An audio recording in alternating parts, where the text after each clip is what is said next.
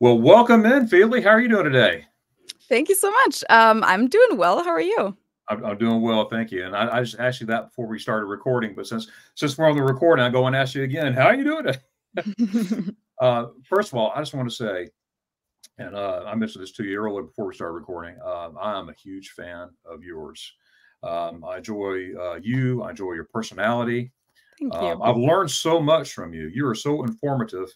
Your videos. I mean, you got subject matters from A to Z and in between, and I really enjoy it. Thank you so And much. I have been subscribed to you. You had, I think, a little over, I think, 25,000 subscribers. So I've Okay. been subscribed to you, and now, last I looked, you have like 595,000 subscribers. Yeah, something like that. Yeah. That's amazing. Well, I see why. I see why. Thank you. I really appreciate that. That means that you've been watching my videos probably for like over 4 years, I would Yeah. assume. Yes, probably at least Yeah. because it was during the pandemic. Yeah. Everything was going on and everything, and you had a different name, German Right. girl in the U.S. or what was that?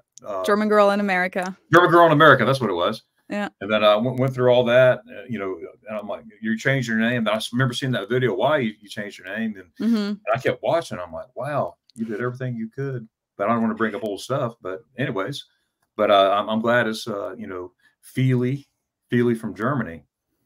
Now, Feli, now I know you come from Munich, Germany. I absolutely love Munich. I have it's just a beautiful, beautiful area. I Now, agree. where were you born? Were you born in Munich? Yes. Well, officially on my documents, it doesn't say Munich because I was born like right outside of like the city limits. But we didn't even live outside the city limits. It was just my mom liked that hospital, so she went there to have me. And so officially, it doesn't say Munich in my documents. But I mean, yeah, basically Munich, and that's You're in where I was Munich. born and raised. Yeah.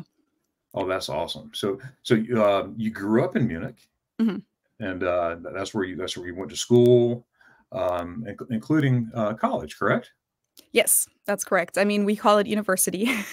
Right. But yeah, so I went to university at Ludwig-Maximilians-Universität in Munich, LMU, for well, technically 3 years, but then I extended it for another year just so I could do my study abroad here in the US. So that was also like while I was officially still enrolled at my German university. But yeah, bachelor programs in Germany only last 3 years. Wow, that's great. I love walking through Munich, especially the university area, because I love Mhm. the English Garden. Yeah. I go there quite often. I jump in the river, both of them, eyes and Oh, I do really? it. I do it all. I, You've done the floating? yes, yes. Now the floating with the big raft, I have not yet, but With the that big is raft, but, like, I mean, through the English Garden, like, where people jump in, they we're float jumping until, just like, past. there's this part It's to like get just out. past the surfers. Yeah. We walk down and just jump in and go. And the first time I did that actually was a year before last. It was my son and I. I Mhm. had no idea where it was going to end up. I now seen many Mm. YouTube videos and stuff like that about it and everything. And I said, we're gonna do it, right? And so we just jumped in, and I didn't realize how fast it was. Mhm. I'm like, here I am. And we kept going and going and going. I'm like, oh my goodness, where does this end? So I grabbed a root. There was a bank of roots up there, and I grabbed on. I grabbed my son, and I'm like, I don't know where's this going to stop or anything. What just so happened? There was this German couple right there. I asked them. I said, hey, where does this end? How do I get out of here? I should have done a lot more research that I Mm. did. And he goes, well, you just a little bit further. You got to grab a rope and then shimmy across. I'm like, okay. So in the meantime, I grab my son and I'm hanging on with one arm. My body's going this way. I'm hanging with one arm, and I push him up over the bank. Got him up there. I said, okay, Billy, meet me down there at the end and just wait for me. Well, he didn't hear that part. I let Oh. go and he jumped back in the water. So I'm like, Oh, oh, great. no. So I'm trying to figure out, where to go, where to grab, and watch him at the same time.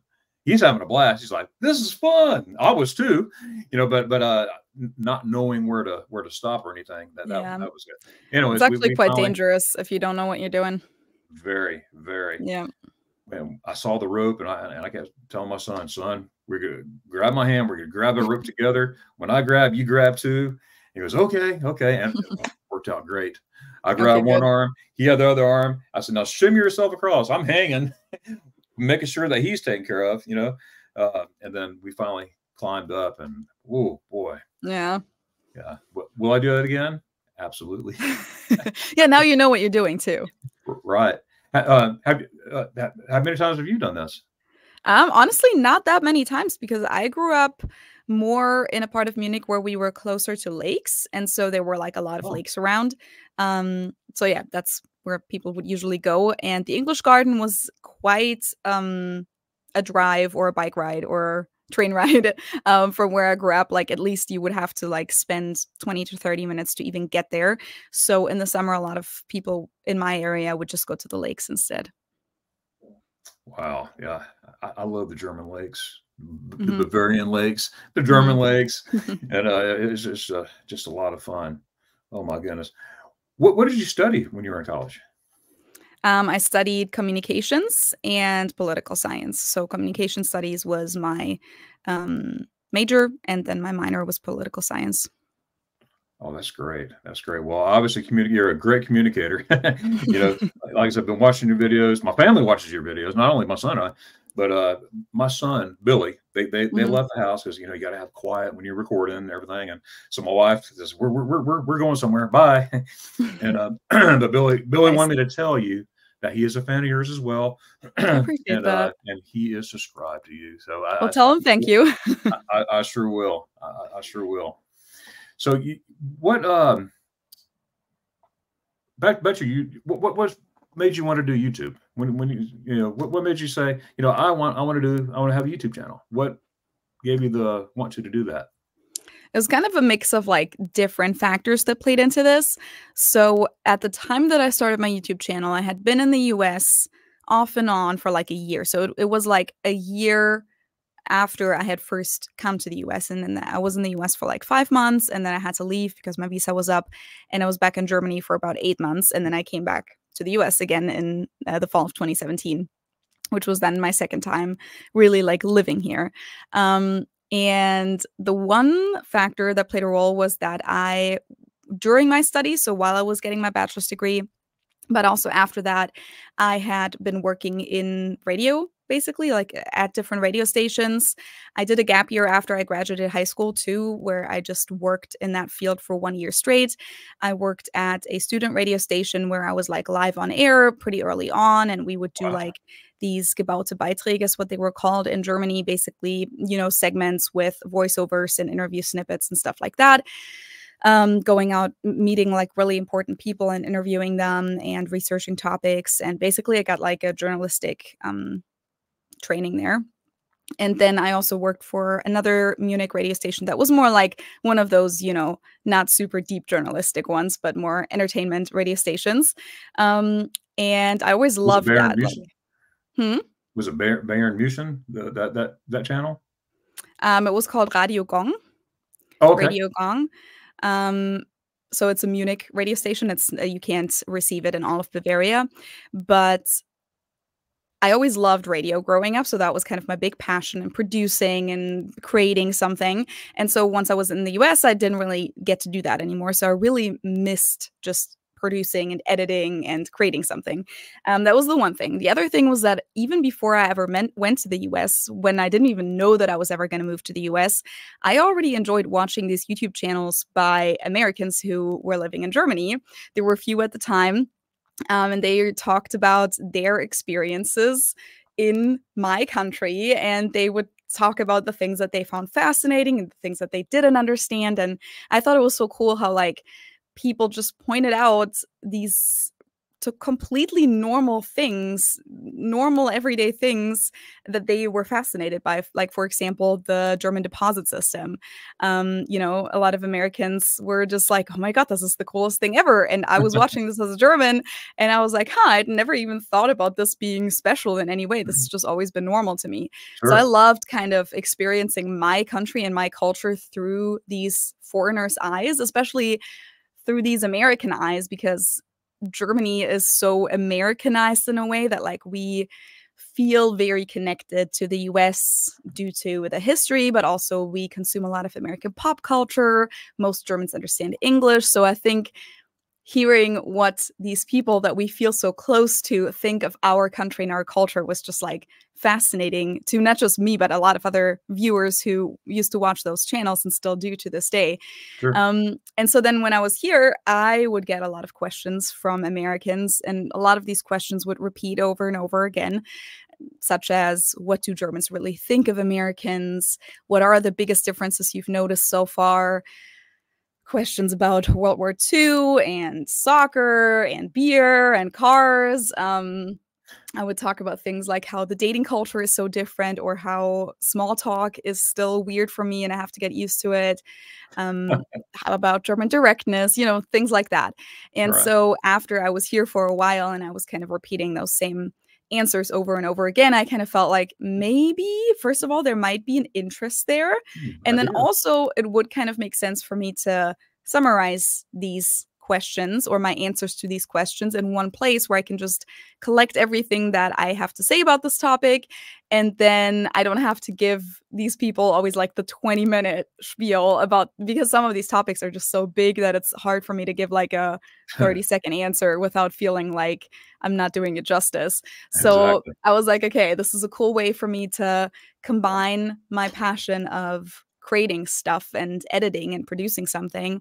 And then I felt like it was going to be fun for me to summarize these topics, but also there was going to be an interest from Americans. And that's actually why I ended up creating my channel in English, even though that's not my first language, was that I felt like my main audience isn't going to be Germans back in Germany that are want to hear about my life abroad. It's going to be Americans here that are going to want to hear how I view their country as a foreigner.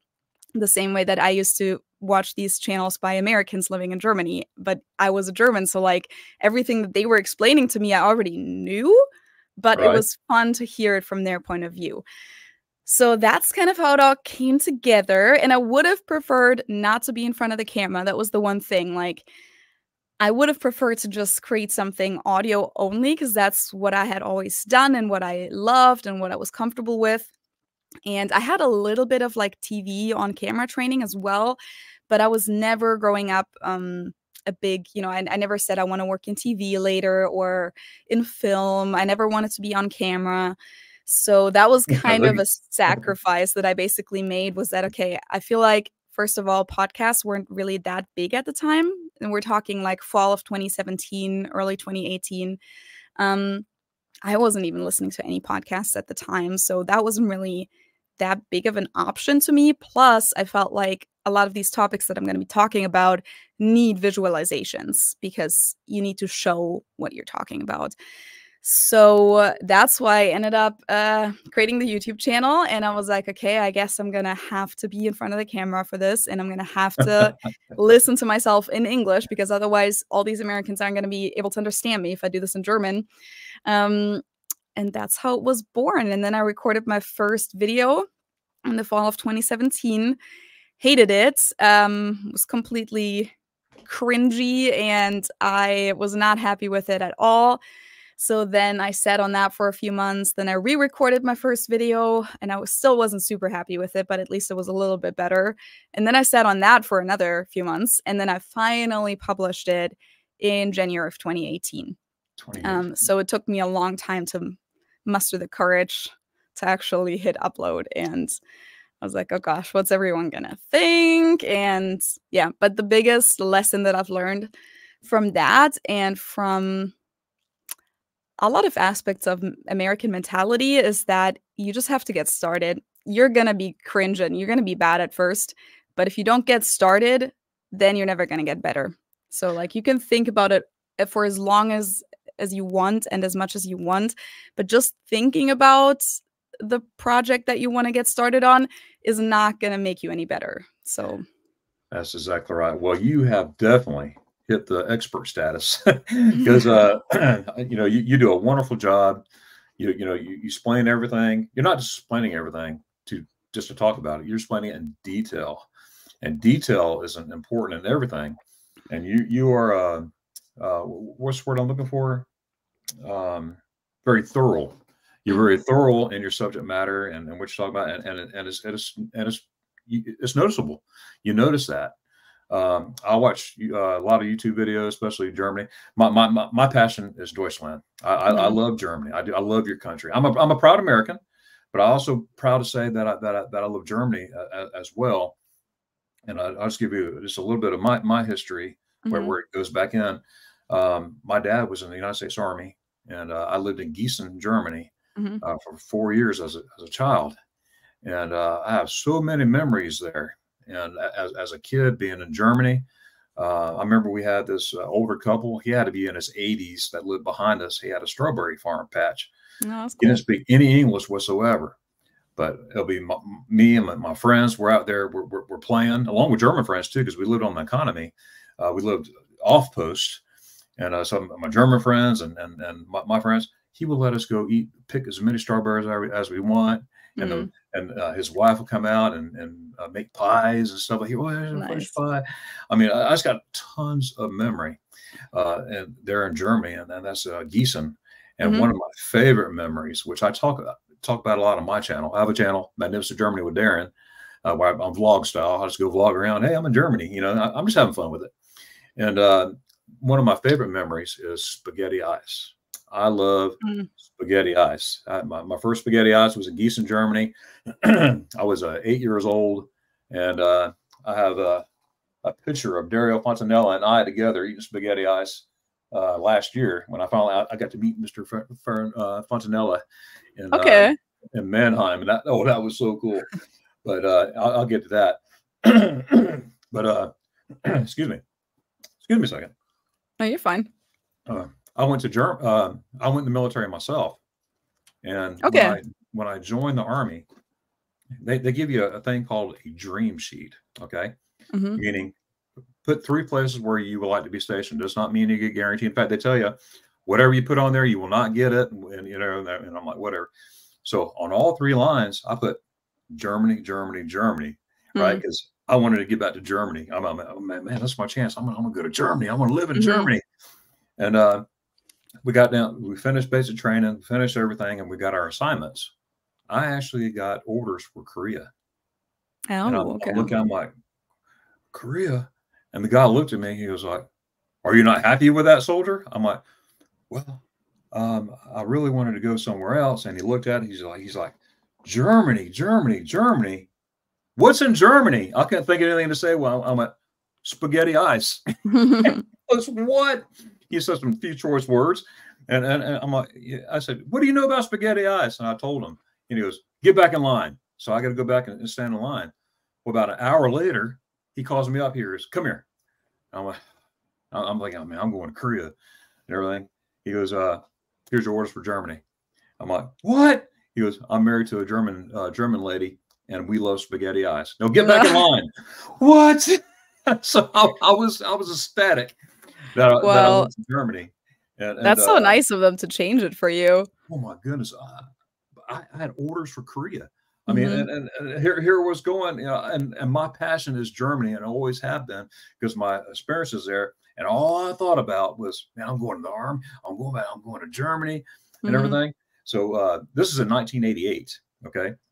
In 1988, I get to Germany. Oh my goodness. And it was great. Of course, the first order of business was spaghetti ice. Had to do it. Well, long story short, I broke my back in a place called Grafenwehr. I fell 14 feet and I was paralyzed on my right side.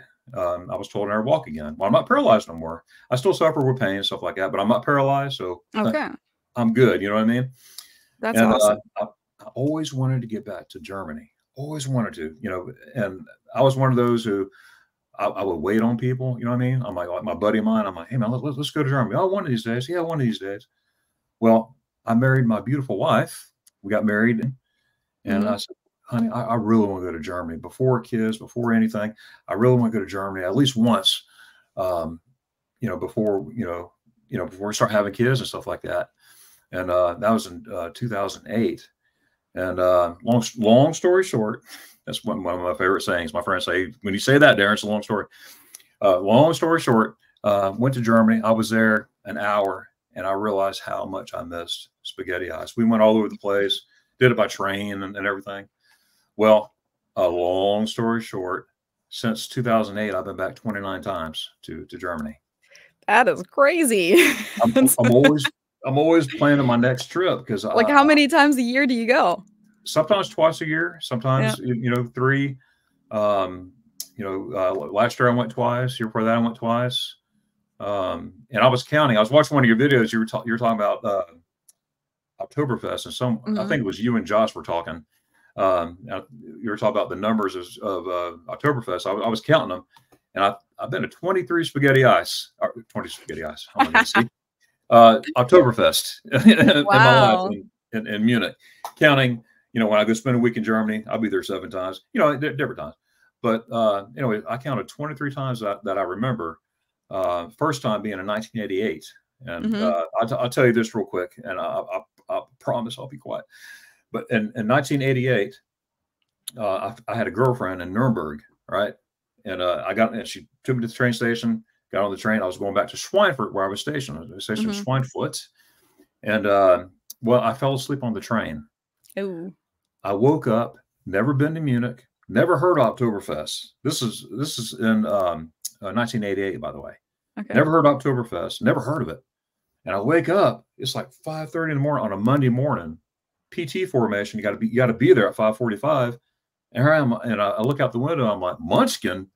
Where the heck is Munchkin at? Because I'm reading Munchkin. I didn't know. And the German conductor, the train guy there, I told him to explain what happened, and he laughed at me. He goes, "Ha ha ha, silly American." And I said, "You knew I was getting off in Würzburg and everything." He goes, "Oh, you're a grown man." Ha ha ha ha. And he was laughing at me. And so I go out and I see everybody in lederhosen. And I'm like, why is everybody dressed like? I didn't even know what lederhosen was. Okay. They dressed like that in the 80s? Yeah, that was in 88. They had that. Now, it wasn't like it is today, because back then, I saw a bunch of lederhosen, but a bunch of, plain clothes too. I mean, it was a mixture. Definitely more today, with lederhosen. Anyways, I called my first sergeant, told him what happened, and he goes, "Hey, be safe. Do you have enough money and whatnot?" I do. He goes, "Be safe, enjoy it, come back." But that was my first experience in Munich, and it's been on ever since.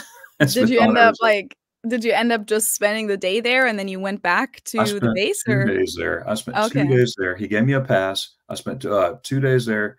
I didn't know anything. I walked my first place I walked into. I walked out of the train station there in Munich, and I went to the Augustiner, the one near the train station, not the one down by the Pauper House or anything. But that's my first place. And everybody's having a great time, and I see everybody. I'm just following the crowds, and back then I was following the crowds. And I was like, "Where am I going?" And it was Oktoberfest, it's a pretty safe bet during Oktoberfest, though. If you just follow the crowds, you're gonna get there. That's exactly what I did. Went over the bridge and everything, and just kept going. But that's I have a lot of memories in Germany. That's why I love Germany. And back to what you're saying about watching YouTube videos. It was very interesting to see your view in America as a German lady, as a German person, being from Germany. And I just think it's really neat. And I watched many videos of Americans in Germany. And when I saw your channel, it was like, wow, now this is different. This is the other way around. Yeah, that was kind of the idea. Absolutely. I've been watching your videos. There's so many. There's so many. How many videos do you have, by the way? That I don't know. Probably 200 or more. I don't. I would have to look that up. At least, I mean, different Yeah, maybe subject matters. 300. Yeah, I mean, it's a lot, but I'm going to emphasize the work that's put into it. I mean, that's a lot of work, and your talent is definitely there. Thank you. I really enjoyed your vlog. Was it your latest one? The one where you were flying to Germany with Ben. Mm-hmm. Everything. That Glad was you like so that. cool. I mean, you obviously know all about what the trip over there is like. You've probably Right. done it. I mean, not probably. You've definitely done it more than I have. So you know all It's about not. that. It is, but it was fun watching. You know, you do like a vlog style a video, and Ben was sitting there. You know, Ben's cool. He's there. I'll let him Here I know. am. But and that's pretty cool. How you got how'd you get that upgrade, by the way? Oh, it was like a miles upgrade, so we paid for it basically. Oh, okay. Yeah. So I mean, I'm sure you do that. I don't know if you fly in economy usually or what you fly, but Economy. it was just like one of those things for United where you can sign up for the wait list and then you pay a certain amount of miles and cash also. It depends on, I think, whether you have status or not. If you have status, you don't have to pay the copay with cash. But I didn't have status, so I think we paid, I don't know, it was $350 for American Airlines on the way back because we actually get upgraded for business class on the way back. But I think there was like 500 per person for United, and then it's like 20,000 miles per person or something like that. So it's not like free. It can be complimentary if you have status and everything, but I'm not usually one of those people that like wants to pay for extra leg space because I'm short and I don't need extra leg space, or for business class or anything like that. So this was like the first time that I had kind of committed recently to, like, after the last flight that we had, which was in March. We were in Germany in March and then we came back and I was kind of like, you know what? Maybe now that I'm like getting older and we've been doing this a lot together, I might get us like an upgrade next time, or at least try. And so I signed up for some of these credit cards where you can get sign up bonuses. And I signed up for like one for United and one for American Airlines because those are the ones that I usually fly the most over there. Yeah, so then you're just like on the wait list, and then we were lucky that we got upgraded. Wow, I need to check out United.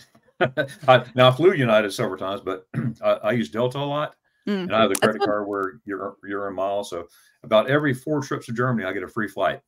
So nice, yeah, it adds up. You know, you just pay it. You know, just pay your bill every month, whatever, and yeah. the miles add up. I mean, oh yeah, for sure. Yeah, I mean, a lot of people do that thing where they pick one airline, and I know Delta has had like one of the most popular rewards programs. Unfortunately, from Cincinnati, like Delta is not usually the best or cheapest connection. And so I don't usually fly Delta. I think we did it once recently, like in the last year or so, where for some reason, like it was cheaper. And we hadn't really done that connection together, like Ben and I together. And I hadn't done it in a long time.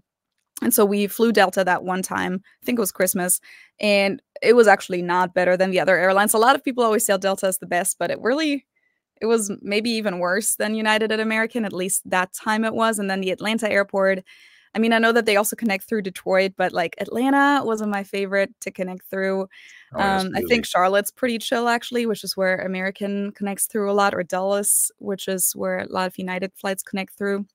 But yeah, I never did that thing where I picked one airline. I always just went with the cheapest, because sometimes like one of the flights is several $100 cheaper than the other. So like I never thought that it would pay off to always stick with the one, even if it's several $100 more expensive, because I always felt like even if you do that and then you get like a free flight every so often, I think I would have still saved more money if I had just always gone with the cheapest. That was always my theory, and so that's why I always did that, especially since like there was never one airline that had the cheapest connection from Cincinnati. It would always kind of take turns, and usually between American Airlines and United. Absolutely, and cost is a major factor. I try to be a loyal guy. You know, I try to be loyal, but it's hard to be loyal when the prices are more expensive. You know, and as of late, I've been looking different airlines and whatnot. I don't want to say that the mileage program for Delta has taken its toll, but I found other deals. Like my last flight, I went to Aer Lingus. Oh, okay. First time. I'd never been to Ireland before, so we had a 21-hour layover. I'm like, okay, 21-hour layover, and I went there and I got a good deal. I enjoyed Dublin. It was cool, but I was ready to go eat some bratwurst. I was like, okay, I'm Dublin. Let's go to Germany. Yeah.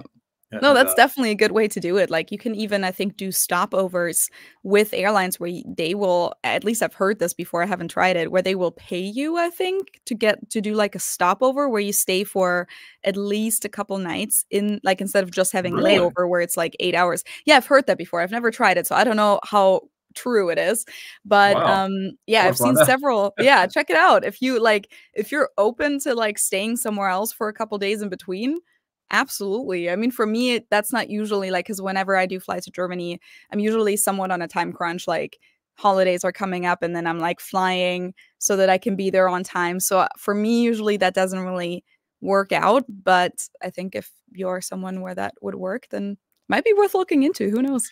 Could be cool. Yeah, absolutely. Now, I did fly first class back 3 years ago in July, and the only reason, I'm fine with coach. Just get me to Germany. Put me in the cargo net. Get me to Deutschland. I'm happy, man. I don't care what. I don't have to have all the frills. I don't have to have it. And anyways, remember during the pandemic, the COVID years, I call it the C word. Man, that was awful. Couldn't get to Germany for 19 months. That killed me. Oh, that killed me. I was counting the days. Shit. Yeah, because that's true. I forgot about it because I could, but that's because I was a citizen. Right. And I would tell people, like on my live streams, every once in a while I do a live stream on my channel. And at that time, especially during COVID years, I would do a live stream once a week, maybe twice a week, whatever, just to talk to folks from German friends, American friends, and everybody. I like live streams. It's fun. And whatnot. So, and I told everybody that, hey, the day they let Americans in, I will be in Germany. Well, I do exactly what I say. And the day they said, well, okay, if Americans go to Germany on the 26th of June, I think that was, 3 years ago, I booked a flight. I'm gone. I'm out of here. Well, I went by myself. I don't wait on nobody. I say, who wants to go to Germany with me? Well, I'll think about it. Well, keep thinking about it. I'm going to Germany. So I get to Germany. I'm by myself. I go visit some friends and everything. Well, I get down to one of my favorite places, which is Garmisch. I love Garmisch, Partenkirchen. I go there a lot. I love the Zugspitze, and I love hiking, walking around. It's just really neat. Many times I've been on the Zugspitze because I take people there too. I've never been to the Alpspitze. Okay, I've never, for timing, whatever, I can do it. Well, long story short, I had planned to go up to the Alpspitze, to the Seilbahn up, and then just go look at it, and then go to the Eibsee to go swimming, because it's one of my favorite lakes to swim is Eibsee. I love that lake. And anyways, that was my plan. Okay, so I went up there and I'm looking around. Okay, this is beautiful and everything, and I started talking to this German couple, very nice couple. And she asked me, have you ever heard of Sound of Music? I'm like, oh yeah, Sound of Music. I'll watch that, all my life, basically. And because well, if you look down there, there's a scene, the opening scene of the Sound of Music, the very beginning. That's part of the Auschwitz. I'm like, really? I didn't know this. So I started looking at the trail and everything, and I was like, wow, I think I could do that. Because see, I don't want to take any trails because I don't want to hurt my back or nothing like that. I just wanted to go swimming. Then I started saying, you know what, I can make it. Well, I slipped. On the way down, before I slipped, I actually stopped. I'm vlogging this, by the way. This is one of my videos. I'm vlogging this happening. And I actually stopped, and I'm like, you know what, maybe I better go back because I don't want to be in a hotel room for 3 days with my back. And then I said, nah, I can do it. So I slipped, and I broke my leg right there. My ankle and the top portion of my leg right there. I was stuck there 2 hours, Feli, where anybody came around. This guy from Dusseldorf saw me laying there, and I said, bitte helfen Sie mir. My phone wouldn't work or nothing. And like you didn't have reception? didn't have reception. And Ah, funny thing okay. was, my daughter called me. Hey, Daddy, how you doing? And I just happened. I don't want to make her worry. Oh, I'm fine, honey. I'm fine. And I had reception. But when I needed to call somebody, I didn't have reception up there. I'm like, oh, you got to be kidding me. And anyways, I sent an ambulance basically up there. It was a special ambulance. I forgot what they called it. Big old tires and whatnot Okay. to take me to the hospital. Well, I'm vlogging all this again. I'm in the ambulance and being taken care of, going to the hospital. And the guy said that you need you have no option. You need to have surgery. I'm like, well, just write me up. I need to get back to the States. He goes, no, you get a blood clot and whatnot. So long story short, I spent 9 days in a hospital, had surgery. Right, but I was in Garmisch. I could see the Zugspitze and the Auspitze from my bed. Hey. But I spent 9 days at the hospital, the Krankenhaus. Krankenhaus, did I say that right? Krankenhaus? Yeah, Krankenhaus. And they treat me well. I ate Schweinehaxe in the hospital. I couldn't believe it. There was no Jello, but I had Schweinehaxe. Go figure. But back to that, the insurance that I had covered not only my expenses, but a nurse to come, a flight nurse to come and get me.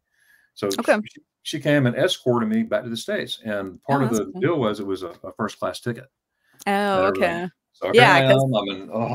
I mean, with your leg, yeah, that makes sense. Yes, and I said, man, this is pretty cool. But here I am, and I got to break my leg to do it. What is this? But yeah, I mean, I feel like in that situation, you probably couldn't even full on enjoy the first class because it's like due to the circumstances. But that's still cool. You get to experience it. Right. I got to. My name's Darren. It's gonna happen. It's gonna happen. That's for sure. Yeah, but like I said, I love Germany. I got like a million things written down. I know I'm not going to get to all these here, but I do have a question for you, and we'll get back to more of the traveling too. What is your favorite coffee? I don't drink coffee. You don't drink coffee? No. Oh, wow! I missed that one, didn't I? Guess so. I've definitely said it in one of my videos at some point. I remember saying it, but it's probably been a long time. Wow. I probably watched it, but probably been a long time ago. Yeah, I just don't like coffee and it doesn't work on me either. Unfortunately, caffeine doesn't really work on me. Otherwise, I would probably be a coffee addict, but now, I do know you like Red Bull. You like drinking Red Bull. Yeah, but I think it's also mostly just placebo. I'm not sure. Like, I feel like it might help like 10% with Red Bull, but I'm not actually sure. Like, I can drink 4 Red Bulls and go to sleep still. So my theory is maybe some of the other ingredients in the Red Bull do something, not the caffeine, but there's like taurine and some of the other ingredients in there. But at the same time, it might just as well just be placebo. I am not sure. Oh my goodness. Yeah. Yeah. But I know that a lot of people love German coffee. So like Ben, for example, is a huge coffee drinker and he loves German coffee and he always tries to import some whenever we go back to the States, or like he orders some here. I mean, not just German, European coffee in general. He also really, really likes Illy. So like an Italian espresso brand, and Dahlmeier from Germany, for example. That's my favorite. Yeah. From Munich. I call it my Munich coffee. I'm drinking my Munich coffee. I love that place, and they have a restaurant there too. Yeah, yeah. Like the one, you mean the one like right by the city hall, like downtown Munich? Exactly. Yeah, yeah. It's a popular place. Yeah. I like to have coffee and kuchen. I just think that's a great thing. 2:30 in the afternoon, you'll see Germans just stop and they just rest and and have a conversation. Not blabbing, not loud, but just have a conversation, and I enjoy that. I love that too. Yeah, German cakes too. I mean, I always tell people whenever they come to Germany for the first time that they need to check out even just a random bakery will have a great cake selection. But I mean, the bigger the bakery or the pastry shop, the better, of course. And then you'll just like see all the amazing cakes in the counter, and not like, I think one thing that a lot of Americans don't realize about this is it's not just going to be like full cakes like with icing and stuff. It's going to be all these like fruit tarts and they'll come in like pieces, so you can just get one slice, one piece, and have it with your drink. And I do that too. Instead of coffee, I'd usually just drink like a chai latte or something like that. Wow. Yeah. The cakes over there is just amazing. Speaking of coffee, Yeah, I used to bring a suitcase back full of coffee and Senf, the German mustard. Then, oh, the Oh, sweet one or the spicy one? both, both. Okay. I like the red one. You know, the that comes in a tube. You know, all the tube stuff. Of course, the ketchup and mustard too. That's or ketchup and mayonnaise that's mixed and everything. Hmm. I bring. I mean, there's like tubes and tubes and coffee, the big old coffee things. Yeah. Yep, I can see that. Oh I yes. think, I mean, what I've brought over was I've definitely brought sweet mustard over, but like they do also sell that here, so it's of course more expensive when you buy it here. But for the most part, what I bring over is cosmetics. Oh Yeah, like um, I'm sure you've been to DM to the like yes. drugstore. Right. Right. Yeah, everything is just so cheap there and great quality. And in the US, like, I mean, even deodorant or body wash has gone over $10 per a piece in the Yeah, it's last few crazy, years, isn't it? especially since the pandemic. Deodorant costs €1 at that store in Germany. And so I bring things like makeup remover, for example, because even though I was like, okay, I'm willing to pay whatever, $15 is what it costs here. But I still have never been able to find makeup remover that actually works in the US. Even the expensive stuff by the brands, $15 doesn't even work. And the one that I get at DM for 95 cents works amazing. So that's usually what I bring over. And some of like face lotions and stuff like that is usually the biggest portion of my import. Oh wow. Now that's one thing I never go. I never went to go look for me. No, yeah, of course. But like, Maybe I need to tell my wife about it, but Ben, for example, too, like loves that store and he gets like deodorant and shaving cream and all kinds of stuff that is pretty expensive here. I actually bought a toothbrush there Hmm. on my last trip. I was in Berchtesgaden, and I dropped my toothpaste in the toilet. I Oh was, no. I dropped my, I mean, my toothbrush. So Toothbrush, I'm yeah, brushing and it dropped. I'm that's like, not good. you got to be kidding me! I'm not going to use that again. Nope. So I went to the DM and I bought me a toothbrush. So I'm brushing with a German toothbrush right now. Uh-huh. Is it Yeah. better? Probably not. But it was It's probably cheaper. it is cheaper. I think it was like 85 euro cents. Yep. See? Yeah, it was less than a euro. Yep. And here you're paying $4 or $5 for a good one, you know. I mean, Yep. and very very easy. The US is very expensive compared to Germany, at least in terms of purchasing your everyday items. Of course, things like natural gas or gasoline is cheaper in Oh, the that's US, but groceries and, gr- as I said, cosmetics and just like other everyday items are way cheaper in Germany. way cheaper. Now, as a guy here that loves Germany, okay, and I love spaghetti ice. Okay, I love I do I love spaghetti ice. I think I said that 5 times, but Yeah, I picked up on that. but I love spaghetti ice. And I think, you know, what's really cool?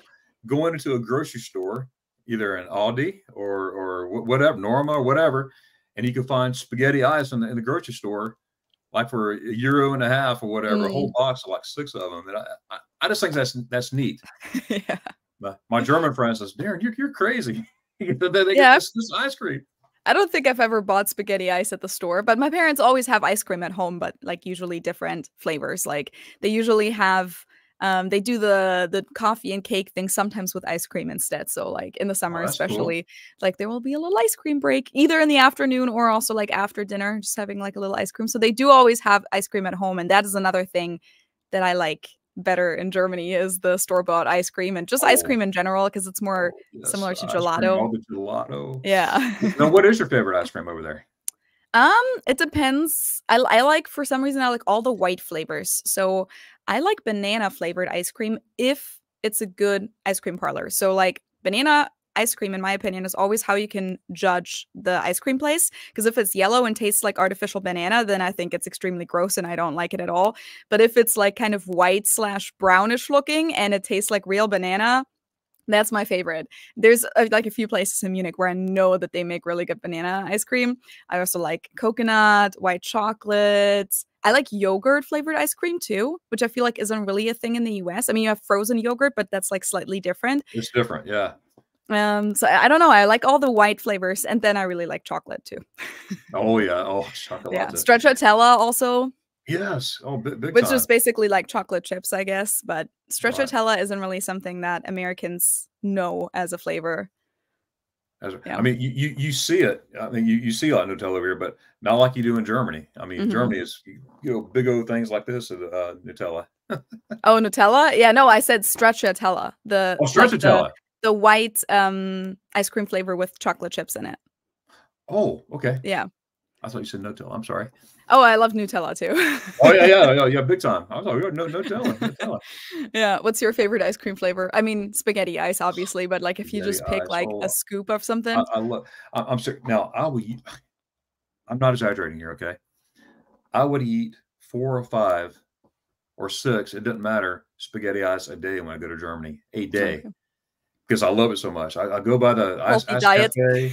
I was like, oh, let's try this one. And you walk a block, there's another ice cafe. Oh, let me try this ice cafe. But I've been on a diet the last couple of years. Will be 2 years in October, and I've curbed it. I stay away from any kind of sweets here. Ooh. But when I go to Germany, I still have spaghetti ice, but not 5 or 6 a day. I'll have one like every 4 or 5 days. Have one and enjoy it. That sounds reasonable. Yeah, right. Because I lost some weight. It all in the gut. It was all in the gut.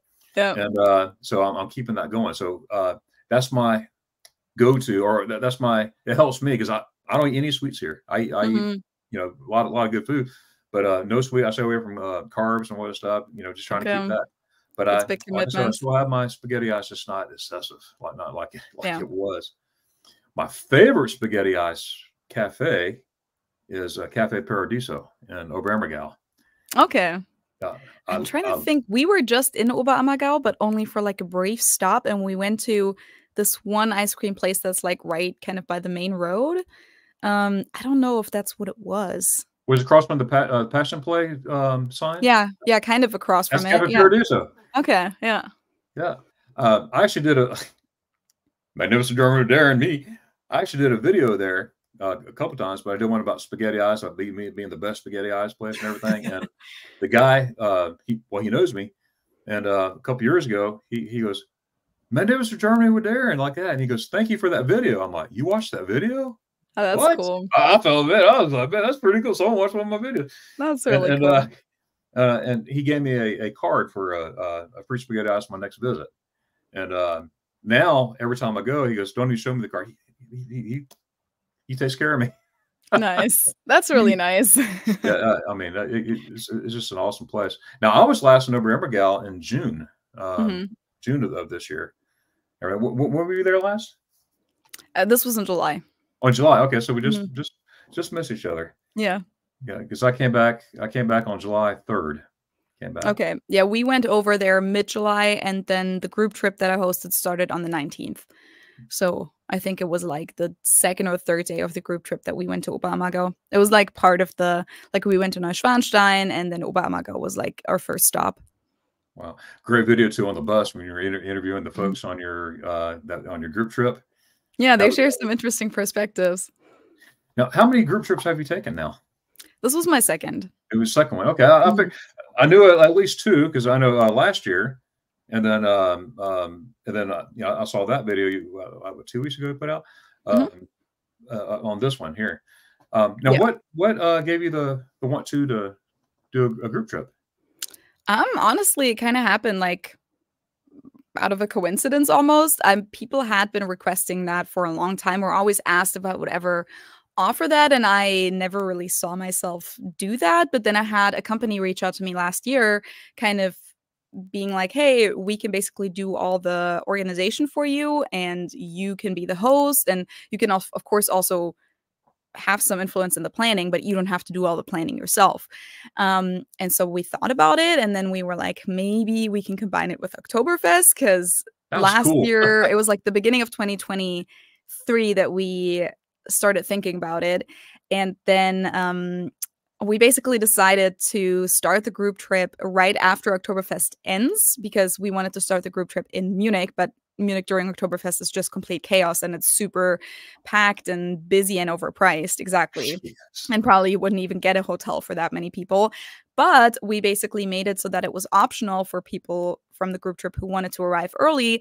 They could still arrive a couple days before the trip officially started. And then basically off the record, or like, you know, unofficially, like something that I actually organized myself, we would go to Oktoberfest together. So we did that last year. It was a lot of fun, but it was also kind of bad timing because last year was the hottest fall in Germany ever. And Oktoberfest is not really catered towards taking place in the summer. Like it usually is like fall weather. I mean, sometimes you have like beautiful fall days, but you'll have, you know, 70 degrees and not freaking 80 to 90 degrees. And so last year it was that hot in October, and we were at a table, or two tables that I had reserved for everyone, up on the gallery in one of the tents, and all the heat came up to us, and we were just sitting there with the menus using those as fans because it was so freaking hot. What tent were you in? I think we were, let me think. I think it was I don't know if either Ochsenbraterei or Schottenhammel, one of those Spaten tents. I love the Schottenhammer tent, but I like them all. Yeah. going through. I made it to the Hippodrome. Well, I walked through there one time, but the last time I was there, we had a table, a bunch of friends, German friends, and he goes, "Hey, I reserved a table." I'm like, "What? That's great!" So we got in the Hippodrome. That was awesome. The Bürgermeister was there, and this is like the second weekend into the fest. Yeah, and it was like, and he was telling, "Oh, this is so and so. This is so and so." So I was like, "Man, that's I'm a big week." Wait, you met the Munich mayor? I didn't meet him, but he was there in the. Okay. He came in there. That's cool. Yeah, so that was neat. So I guess I was in the hip spot. Yeah, that is like, I'm confused. I thought the Hippodrome wasn't even at Oktoberfest. Isn't it the Marstall? It was no, it was Hippodrome. Is it back now? Maybe it was back last year. I just remember the Hippodrome host had like a huge scandal at one point, and then it was banned from Oktoberfest, or like I think he was in prison, something like that. Oh, really? And then the tent changed, but then I think the Hippodrome tent was still at like the spring festival, but maybe it's back at Oktoberfest now. If you were there, I guess it was. This was probably in 2019. Okay. Huh. Well, 20. I don't know. I might be getting confused. Well, maybe it was before it got closed. Probably. Yeah. Oh my goodness. Time flies. Time flies. No doubt. I've taken group trips to Germany myself. Mm-hmm. I like friends of mine, or whoever, I put out there whoever wants to come, and that's why I was in Germany 31 days. I had 2 back-to-back trips. Mm-hmm. We were going to different places. Of course, I took them to all the Nuremberg, the Neuschwanstein Castle, and all the places, right? Mm-hmm. But it was a lot of fun. But I noticed you had a bus. You had a bus. Mm-hmm. Yeah, this time we did a lot of bus transfers. Last time when we went from Munich to Salzburg and Vienna, we did the trips from Munich to Salzburg and Salzburg to Vienna by train. And then this time we did all the transfers by bus. Which, like, we also went all the way up to Berlin, which we went from Heidelberg to Berlin.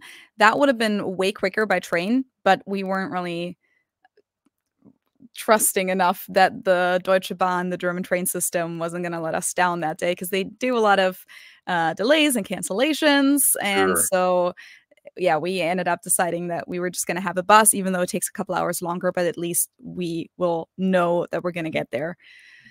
So, yeah. We had bus transfers this last time. Wow, that's pretty awesome. Now, what was some of your group like when we went to Heidelberg? What was some of their reactions seeing the Heidelberg Castle, the Schloss there for the first time?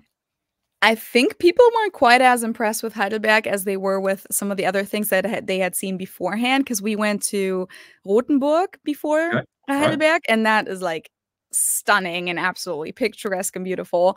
And we had also already seen Nymphenburg Palace in Munich, and Neuschwanstein Castle, and Linderhof Castle, or Linderhof Palace. Mm-hmm. And so I think once we got to Heidelberg, a lot of people had heard about Heidelberg because it's like so well known within the American community. So I think some people were a little bit like, I don't want to say disappointed, but like a little underwhelmed at first, until we then like went up to the fortress, because it doesn't look quite as crazy from if you're like down, it still looks crazy. But if you just saw all these other amazing structures and city No, I got walls you. and medieval, you know, towers and everything, then I think you're like, oh, okay, it's just another like Just another, right, fortress. right. Yeah. Yeah. But then once we were up there, people were definitely very impressed. That's awesome. I have memories there, you know, as a kid, because we would go watch they light the castle Mm. maybe once or twice a year, and we have Hmm. memories of having picnics there on the bank of the river, the Nectar River out there, and watching it. So I got that memory in my head, and That's cool. it's a lot of fun. I love Sharon, Sharon, Germany, because like I said, you know, I love it there, and that's why I like taking groups, people there. Now I do a lot of videos, you know, showing all the group trips and everything, Hmm. but I want to do a lot more exploring on my own, because people say, "Wow, you went to Newsfishtown Castle again," but what they don't understand, I'm taking groups there, you Right. know, And groups they've there, never been there. Yeah. going different places and whatnot. But there's a lot more places I want to go. Now, I know our time is short here, but I do have one little note I want to bring for you. I love, I'm going to pronounce this wrong, the Rhubarbar dance. Rhubarb, you, that was awesome. Thank you. You have a lot of fun doing that? Yeah, I had fun doing it. I mean, of course, a lot of people got pretty annoyed by it because it was such a big trend on the internet that it was just everywhere. And then I Right, kind of jumped on the bandwagon a little bit late because I wasn't really going to do it at first because I felt like, you know, that's not really my type of content. There's other creators that can do that for me. And right. then I ended up making that kind of explanation video about the whole Yeah, phenomenon. And I was like, okay, if you guys want me to do it, I will do it. And so by the time that I I'm glad actually you got did. to it, it was like almost like very late to the trend. So I understood that a lot of people were like, "Oh my God, I can't see this anymore." But it was fun, yes, to answer your Absolutely. question. Wow, that was Yeah, great. But I actually did a video myself. I did two of them. I I'm did. gonna have to check those out. Did you do Thank the you, thank you. dance? I did one. I was in my lederhosen, Hmm. and the real lederhosen, not the fake stuff. I mean, I Hmm. spent 400 something euros on this thing, and there's some for 1,000 euros. Well, Oh yeah, you know, the price on but lederhosen is endless. You can pay as much as you want, basically. oh my goodness, I love wearing it. You know, I love wearing it, but it does drive me crazy to get the, you know, everybody has their, you know, oh, look at you can tell it's American because they got, you know, some fake stuff they're just putting on, and it's embarrassing. It's like, if you're gonna do it, have the real stuff at least. Yeah, You or know, just come in regular clothes. That's like just what I come in tell a regular lot of clothes. people. It's totally okay to go to those places. I mean, even Munich people back in the day used to, I mean, as I said in the 80s, but also like 60s, 70s, um, it really wasn't until I think the mid to late 90s that there was a full revival of wearing the traditional clothing to these festivals, Oktoberfest and other folk festivals. Right. When my parents grew up, like both of my parents were born and raised in Munich, they've never owned a dirndl or lederhosen, and they never will because they grew up in a time when that stuff was completely uncool. That's what your old-fashioned parents would wear. They grew Wow. up during like the hippie time when everything, you know, you wanted to be as little traditional as possible.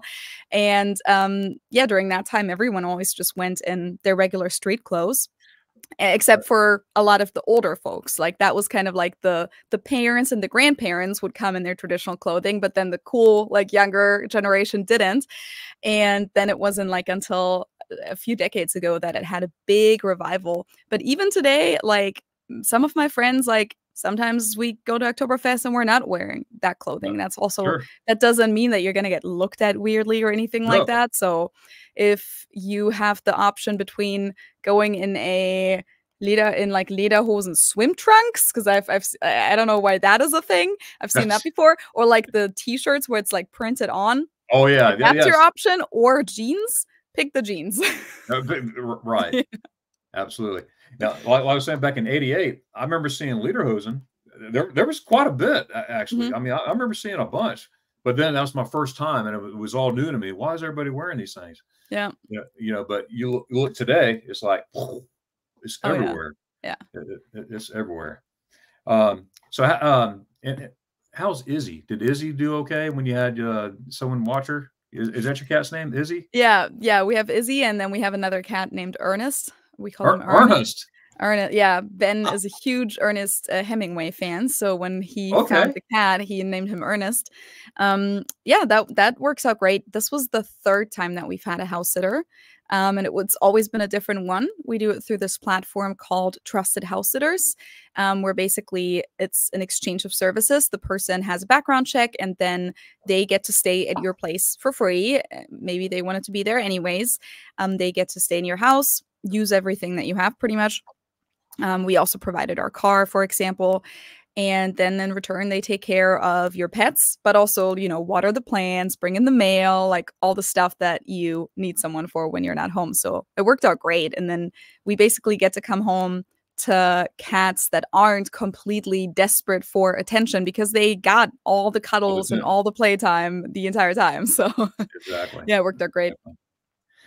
Well, Feli, thank you so much for being here. There's so many. I got 2 pages of these, and I didn't get to half of them. Next time. But I mean, I just love this time. But before we go, I have one more question. I'm just curious because I'm a detail person. I notice things on your laptop. You have on there who is the wood fairy? Holla die Waldfee. It's not who is the wood fairy, it's Holla die Waldfee. So it's like Holla the wood fairy, which Holla is just kind of like almost like a shout. Like, what's like a good equivalent to that in English? Like a woohoo, yeehaw. I don't know, something like that. Holla, I don't even know. That doesn't really mean anything. It's a weird saying. I don't actually know the origin of it, but it's just kind of something that people say when they're surprised by something or impressed by something. And it's a very funny saying. So when people say that, it's just like, Holla die Waldfee. Sapralot is another one that you could say. It's kind of like saying, I can't think of a good equivalent in English again, but it's almost like saying, oh my gosh, that's crazy. I can't believe it. But it's just a funny way of saying it. So that's why I have the sticker on my laptop. I was just curious. I'm weird like that. I know that I'm like, what is that? Yeah. So I just, on my shop, I sell some of these things where it's basically funny German sayings that sound very funny when you translate them into English. So Holla die Waldfee, Holla the wood fairy, it makes no sense whatsoever. But if you speak German, it makes sense, and it makes it even funnier to translate it into English. Oh my goodness. So many idioms, right? Oh yeah. Yeah. I mean, another very popular one, for example, is you go me on the cookie. Because in German we can say like, du gehst mir auf den Keks, meaning you get on my nerves. But if you translate it literally, it is you go me on the cookie, or this isn't the yellow of the egg. Right. Like that's something that we say is das ist nicht das Gelbe vom Ei. This isn't the best of the best. Like this isn't really very good. Yeah, so like that's kind of a trend in Germany to translate all these stupid idioms into English because to us it makes it even funnier. Yeah, that's great. That's great. Well, Feli, thank you so much for being here. Is there anything you'd like to say before we leave? No, thank you so much for having me. I hope that you get to enjoy many more spaghetti ice creams in your life. Yes. And I'm gonna have to check out your Barbara rhubarb dance. All right. Well, thank you so much. And folks, if you're listening right now, make sure you go visit my friend Feli. I've been watching her for years now, and Feli, this means so much. I really appreciate your time. Out of your day, you're gonna spend an hour with me, and I think it's really cool. So, but thank you so much. Keep doing what you're doing. I love your stuff. I love you. You do such a wonderful job. And also one more thing. I keep saying one more thing. I watched that last episode, 78, the final stop, and everything. I've been, you and Josh. Yeah. I've been enjoying those podcasts as well. And folks, whoever's listening right now, I'm going to have both links in there for Feli, as well as the final stop in there. The understanding train station is what understanding train station. Yeah, yes. Understanding train station. The final stop was what we called the last episode of it. Yeah. Right. Keep me straight, please. Keep me straight. All right. Well, thank you so much. Dankeschön und tschüss. Dankeschön auch. Haben Sie guten Tag. Du auch. Hab auch einen schönen Tag. Haben Sie schönen Tag. Dankeschön. Du auch.